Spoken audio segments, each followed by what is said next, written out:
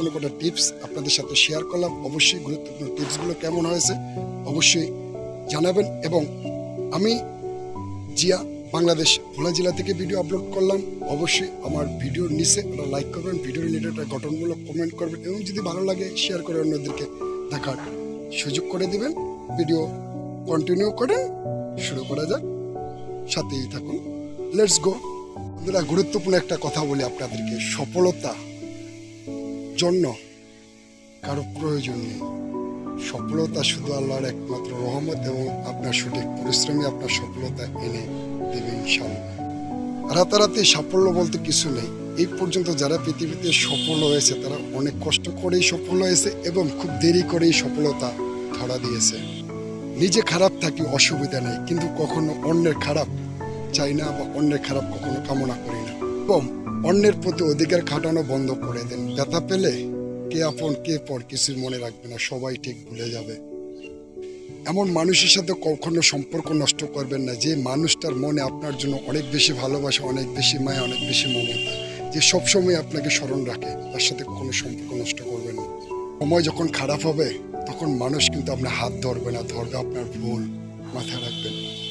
নিজের যোগ্যতার চাইতে অযোগ্য মানুষকে যখন সবচেয়ে বেশি প্রায়োরিটি দিবেন সেই মানুষটা ঠিক আপনার মাথায় চড়ে বসবে।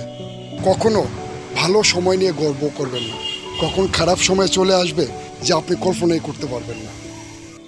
উপার্জন করতে শিখুন, উপার্জন না করলে ঠিক মূর্খ লোকরা এসেও ঠিক আপনার কাছে গাদা গাদা গল্প বলে যাবে বা অনেক কিছু ধরিয়ে দিয়ে যাবে। অতএব উপার্জন করাটা আমাদের খুব জরুরি।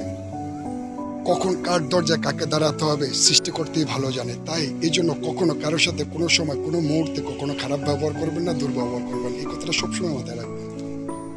ভালো ঘরের চেয়ে ঠিক ঘরের মানুষগুলোকে ভালো হওয়া উচিত। ঠিক যখন ঘরের মানুষগুলো ভালো হবে তখন ঘরটা আপনার অটোমেটিকলি ভালো হয়ে যাবে এবং সুন্দর হয়ে যাবে। অবশ্যই ভিডিওর নিচে একটা গঠনমূলক কমেন্ট রেখে যাবেন। এবং কে কোথা থেকে ভিডিওটি দেখছেন, আরেকটা গুরুত্বপূর্ণ কথা কি জানেন, দেরি হলো কিন্তু যেটা আপনি মনে মনে বহুদিন পর্যন্ত চিন্তা করতেছেন বা আশা করে আসছেন যে জিনিসটা আপনি পাবেন, ঠিক আপনি সেই লক্ষ্য রেখে আপনি কাজ করে যান, হয়তো সেই জিনিসটা আপনি পাবেন, অথবা একটু ঘুরে ফিরে আসবে। কারণ যে জিনিসটা আপনার কাছে আসবে সেটা কিন্তু খুব সহজে আপনাকে ধরা দেবে না, আর যেটা খুব সহজে ধরা দেবে সেটার স্থায়িত্ব কিন্তু একেবারে খুব কম। অতএব হতাশ হবেন না, টেনশন করবেন না। আপনি যে কাজটা করতেছেন ঠিক সেই কাজটা করেই যান।